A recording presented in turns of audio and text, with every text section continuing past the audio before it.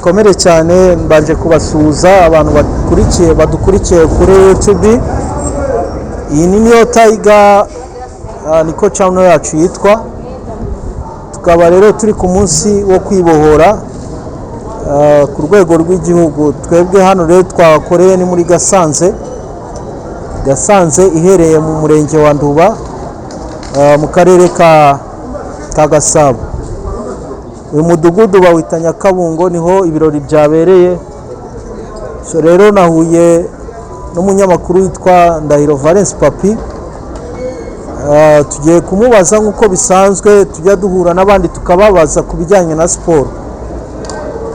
Mbere yo ko tuvugisha Ndahiro Valence Papi ngira ngo iyi channel yacu ni cyashya ariko igihe ije kubakundisha siporo ndetse ibasobanurira siporo icyari cyo. Muzakomeze muyikurikire ni Niyo Tiger. Ntuceho udakoze subscribe ndetse ukore na share unakore like. Reka rero twakire umutumirwa wacu. A few moments later. Cyane. Nishimiye kongera guhura nawe. Hari hashize igihe tutakubona. Ni ubuzima bw'iyi mihanda nyamuneka bimeze nabi. Imana ishimwe rero turashimana kukubona rwose. Watugendereye muri Gasanze kuri uyu munsi wo kwibohora.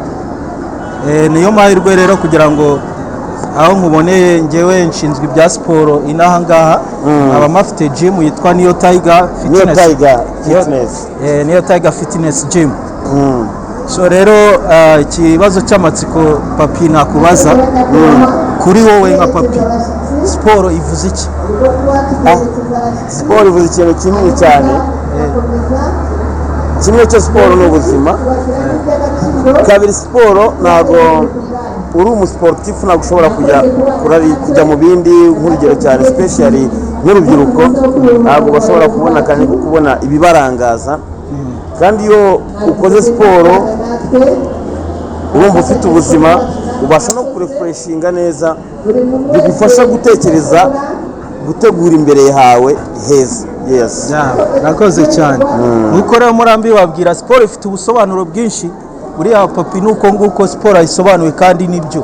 Siporo igira ubusobanuro bwinshi. Tuzakomeze kubana kuri no channel. Tunagushimira Papi, urakoze cyane. Asante sana. Nawe nkeneye kuzaza ngagira kandi kamukira. Karibu cyane rwose. Ubundi tugakora 6 pack, tugakora nuza biceps na triceps, ubundi tugakomeza ibintu bikagenda neza cyane. Urakoze cyane Papi. Asante sana. Asante sana.